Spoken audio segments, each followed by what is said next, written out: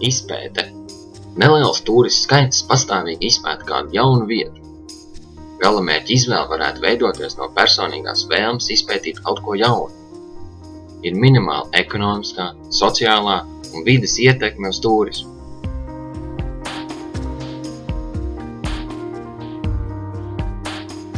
Piesaistīšana. Ja pirmie turisti tika pieņemti vietējā sabiedrībā, tad galamērķis kļūst arvien populārāks.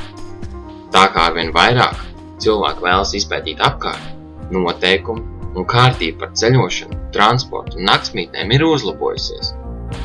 Tas iezīmē sākumu vietējo iedzīvotāju iesaistīšanos turismu veicināšanā.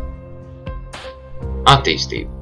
Tā kā vietējā iedzīvotāji palīdz veicināt un popularizēt turismu, tikmēr iedzīvotāji no malas arī ir piesaistīti zonai, kas ved uz labi definētu turismu tirgu. Turisma firmas pārņem kontroli pār vadību un turisma organizēšanu pār konkrēto vietu. Kompleksie piedāvājumi kļuvuši par ierastu lietu, un tam līdzināk vietējo, jeb iesaistīto zaudējumu. Nostiprināšanās. Šajā posmā turisms iegūst nozīmīgu sociālu un ekonomisku lomu.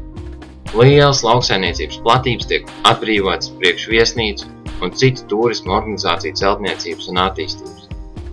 Vietējiem iedzīvotājiem var tikt aizliegts izmantot pludmales, jo tās tiek rezervētas turistiem.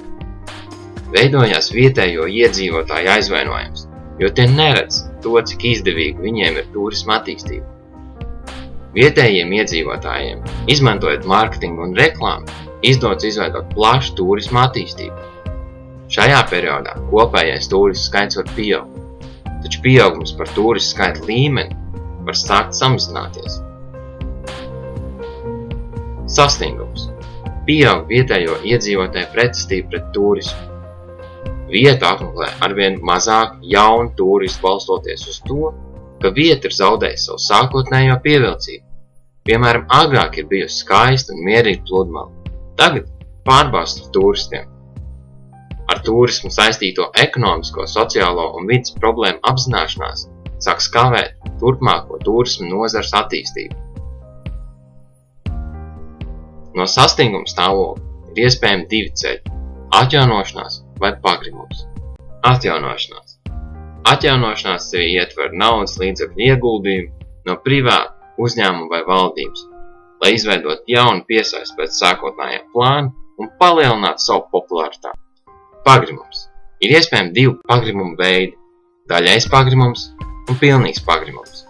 Daļais pagrimums novērojams, kad pastāvīgi apmeklētāji nomainās pret turistiem, kas vienkārši meklē lētu iespēju kā kaut kur izrauties no savas ikdienas rutīnas.